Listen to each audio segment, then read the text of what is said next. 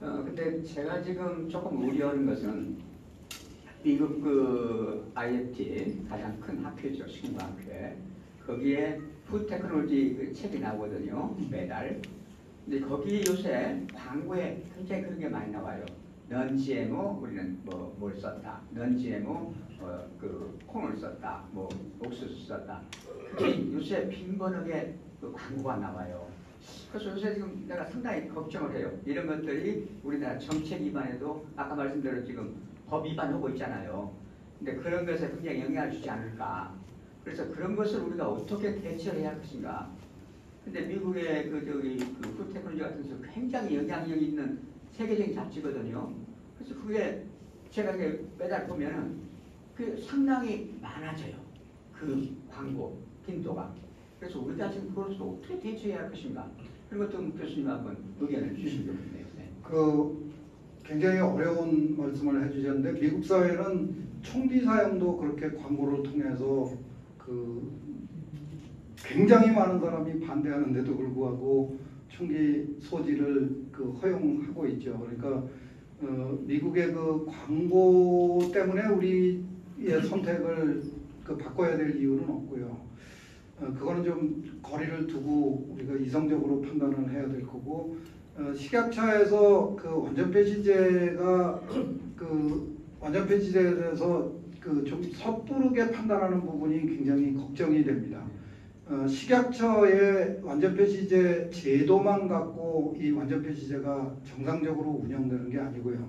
특히 그 유전 물질이 남아있지 않은 제품의 경우에는 현실적으로 현장에서 기술적으로 그 GMO 사용 여부를 판단할 수 있는 방법이 없습니다.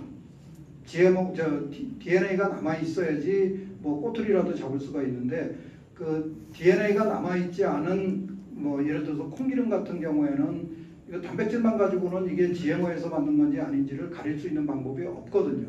그래서 유럽이 만든 고유 식별제 제도를 도입을 해야 됩니다. 우리나라에 지금 수산물을 국내산이냐 수입산이냐를 가리느라고 굉장히 많은 비용을 낭비하고 있거든요.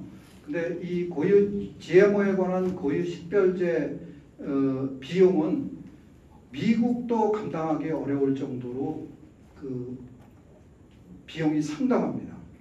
고유 식별제 제도가 없는 GMO 완전 폐지제는 이건 정말 의미 없는 제도입니다. 혼란만 부추기고 실질적인 효과는 전혀 없는 거거든요. 그래서 이 GMO 완전 폐지제 논의할 적에 국민의 알 권리를 앞에다 내세우는 것보다 이제 본격적으로 아마 이 식품과학계 쪽에서도 이 고유 식별제가 어떤 제도이고 그거를 운영하는데 사회적 비용이 얼마나 들어갔고 그게 우리 사회가 감당할 수 있는 수준인가를 본격적으로 정부에다가 요구를 해서 식품과학 하시는 분들이 그거를 연구하실 이유는 없습니다. 그런데 정부에다가 고유 식별제가 없는 GMO 완전 폐지제는 의미가 없는 제도라는 거를 좀 강력하게 주장을 해주시고 이 고유